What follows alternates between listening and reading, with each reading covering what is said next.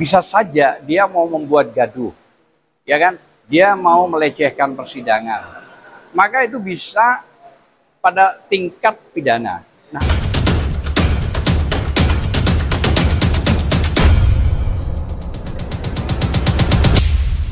jadi gini, saya datang sekarang bukan urusan Hotman sebenarnya karena ada sidang, tapi ditunda perdata. Jadi gini, kalau mengamati kasus kemarin itu ya sangat memalukan ya di bidang profesi ya.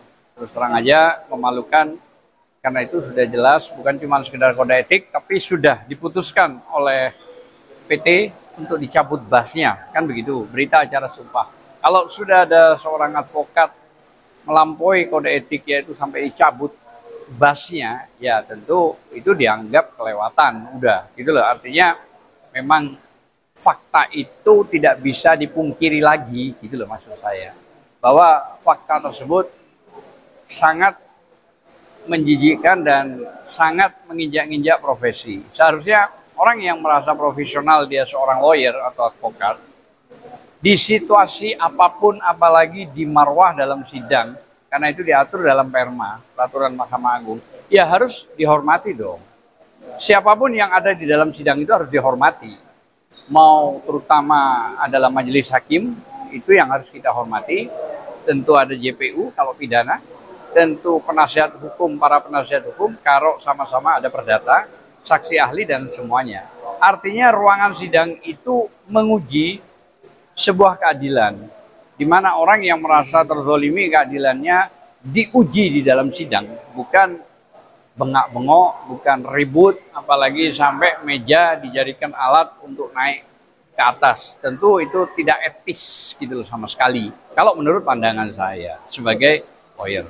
Bang, kalau basnya sudah dibekukan artinya pengacara itu nggak bisa beracara. Ya, kalau sudah dibekukan berarti bas itu sama dengan artinya dicabut. Kalau sudah dicabut, bahasa kasarnya itu dipecat. Mungkin begitu. Tapi ini kan bukan, problemnya kan dia bukan pegawai, jadi bukan dipecat, tapi dicabut. Dicabut itu memang dibekukan, tidak bisa beracara kembali. Nah, jadi bas itu penentu, selain organisasi advokat ya, apapun organisasi advokat sekarang kan banyak sekali gitu loh ya. Tapi yang paling utama adalah BAS. BAS itu berita acara sumpah yang melalui proses pengadilan tinggi dari manapun provinsinya. Kalau udah BAS itu dicabut, maka otomatis seorang lawyer itu tidak bisa beracara. Pertama, tidak bisa mendampingi klien mau dari tingkat polisi, kejaksaan, sampai bersidang. Dari tingkat PN, apalagi sampai ke atas. Oke, Bang, berarti kewajiban seorang hakim dan pengadilan bisa mengusir pengacara tersebut apabila basnya sudah dibekukan. Jangankan basnya masih ada, jika secara etika sesuai peraturan Mahkamah Agung itu melanggar etika, berhak hakim itu mengusir. Jangankan itu, teguran hakim paling kecil, coba kalau ada pengunjung duduk kakinya bersilang, pasti ditegur. Dan kalau sampai 3 kali tetap diminta untuk dikeluarkan. Itu tidak ada hubungan dengan bas atau seorang lawyer. Tapi kalau hakim itu punya kekuasaan hanya di ruang sidang. Hakim punya hak penuh di dalam sidang untuk mengusir siapapun. Siapapun itu. Oke. Karena tadi ada yang menarik juga, ada salah satu pengacaranya Rasman diusir dari persidangan karena tidak membawa bas. Itu seperti apa Bang melihatnya Bang?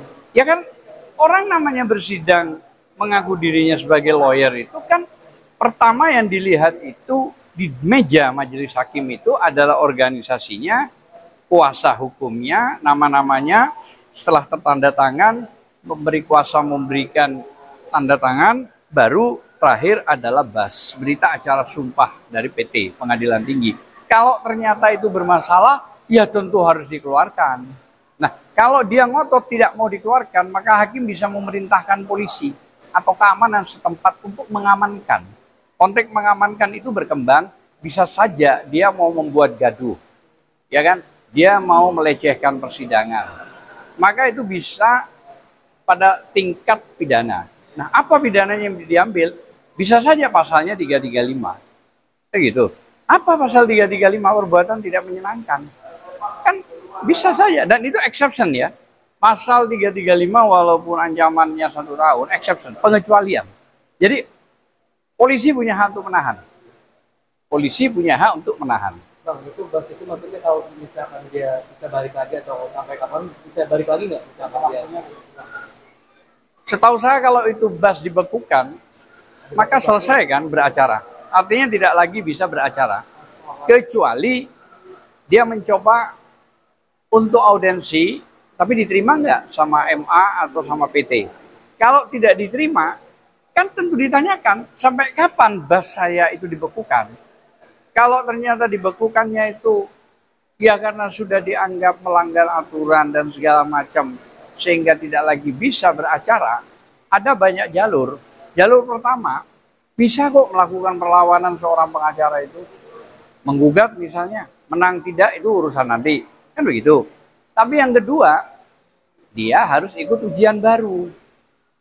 Kan begitu. Melalui organisasi apa, ikut ujian baru untuk menjadi pengacara baru.